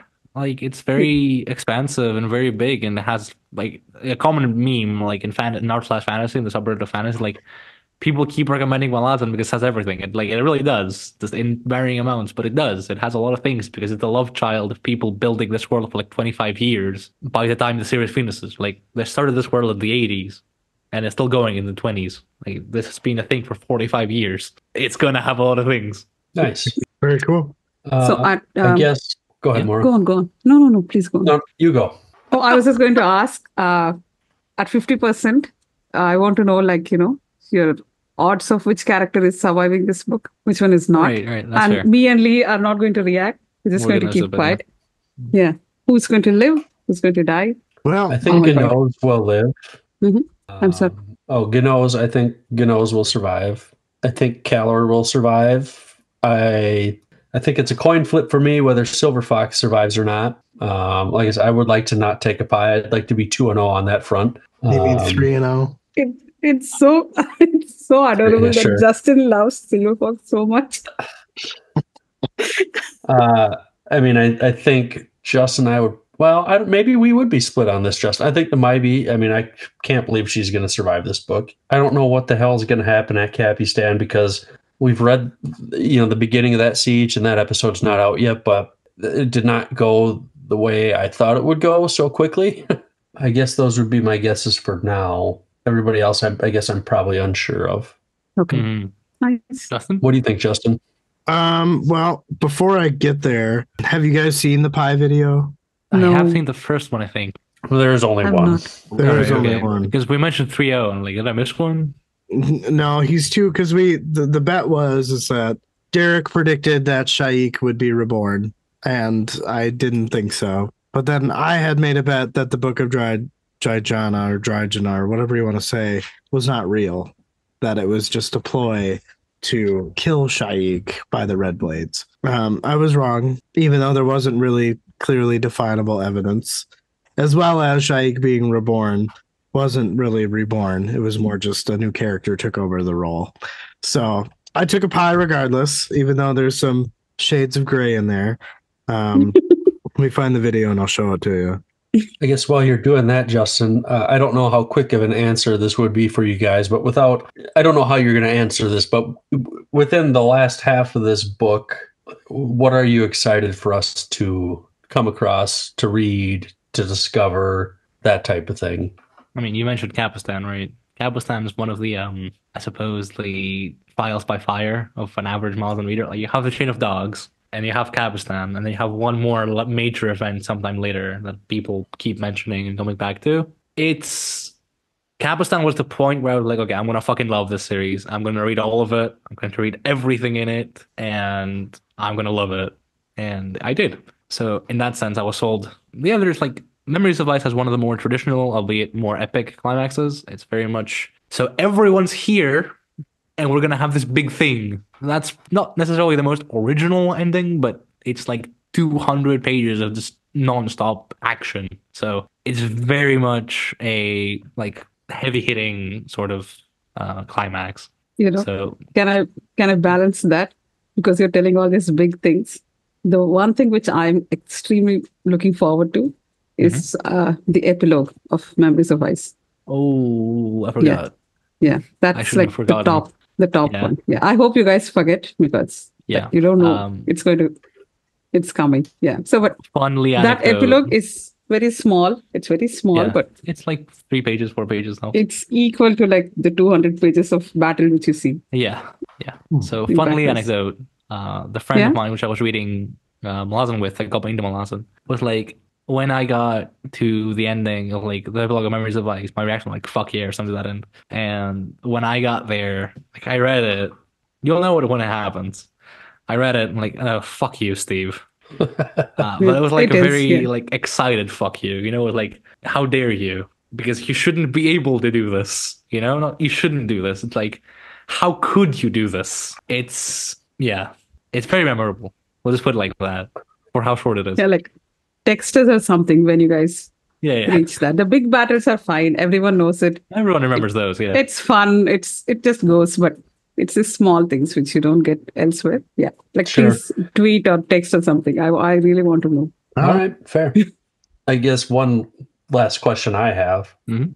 These first 3 books, given that we're only halfway through, I would say Dead House Gates to this point is my favorite without having finished the 3rd book. We'll see how that shakes out once we finish this book. And I think for me, it's just like that pace we had in Dead House Gates, at least in the first half of Memories of Ice, is not the same. Hmm. How do you guys feel? Like, how would you rank the first 3 books as far as like favorite to least favorite?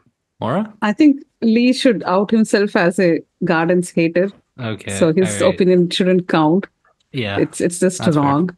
that's fair. Yeah, but I would probably put Memories of Ice, Dead House Gates, and Gardens for the first 3 books.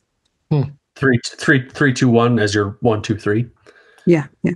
As for me, like the first read was definitely the same. It was like 3-1 because Memories of Ice, as mentioned, is very traditional in its structure. It's fairly, there's more clear delineations between good guys and bad guys because the bad guys, in the sense, are like rape cannibals. You can't get much better than that, right? So it allows you to immerse yourself more without having to worry about complicated questions of who's right in this sense.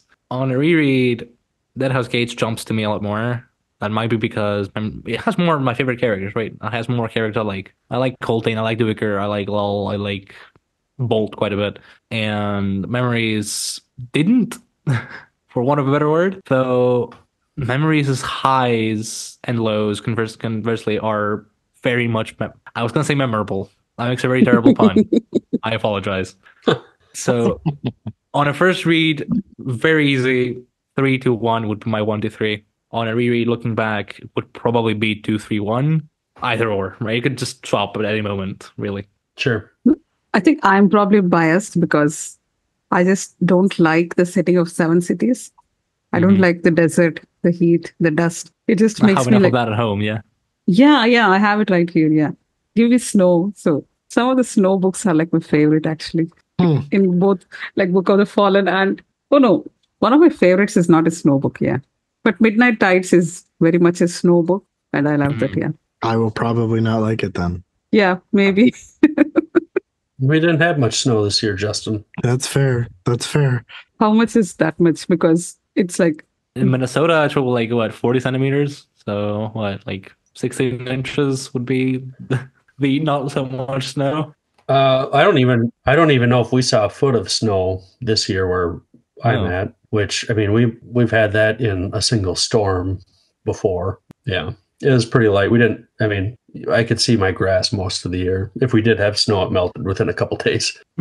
That's Yeah. like I'm just, I mean, we're from very different climates, and it's very weird to think that like I could see my grass like most days is something exceptional. No, you the know? fact that stands out to me is like, oh, it didn't last even 2 days. It's like, what?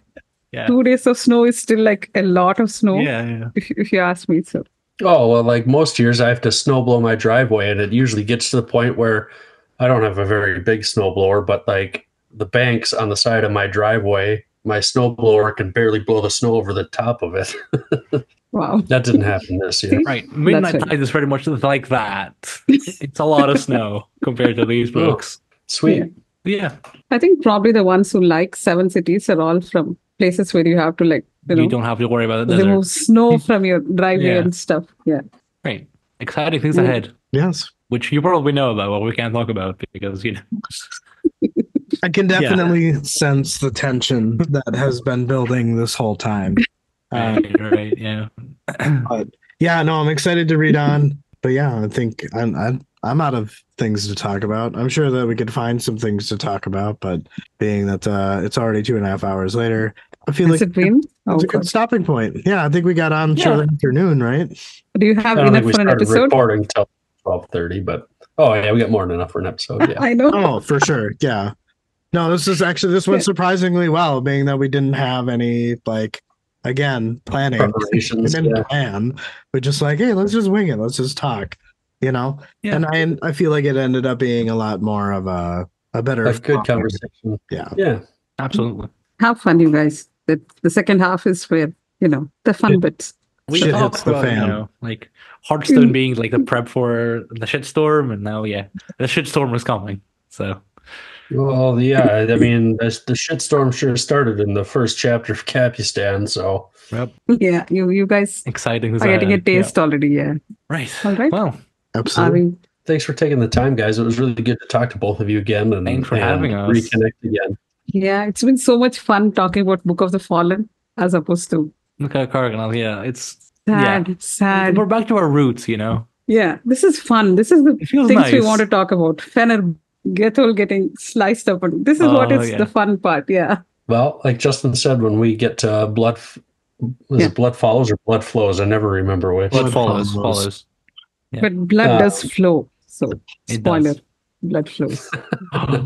Well, we'll definitely have you guys back for that, and then when we get into House of Chains, we'll definitely have to talk again too. Awesome. Yeah. We'll see you guys then. Yeah. Cheers, guys. Yeah. Take care. Well, go get some sleep, Mora. I know it's early morning in your part of the world now. So. Right. I'll go. Yeah. Bye. Bye, guys. See you guys. Thanks. Bye. Bye. Goodbye.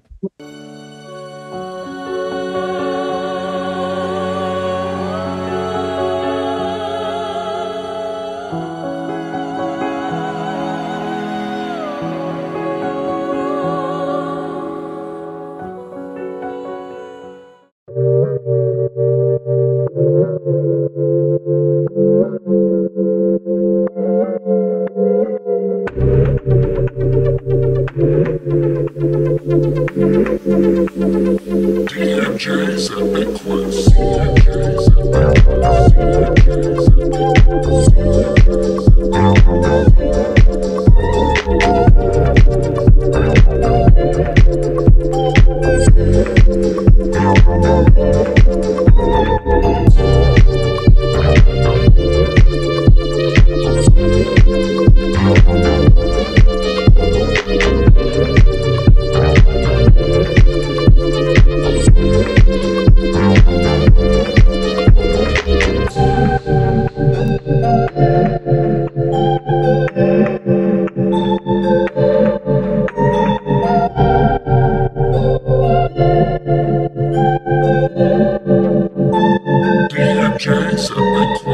DMJ's Epic Quest.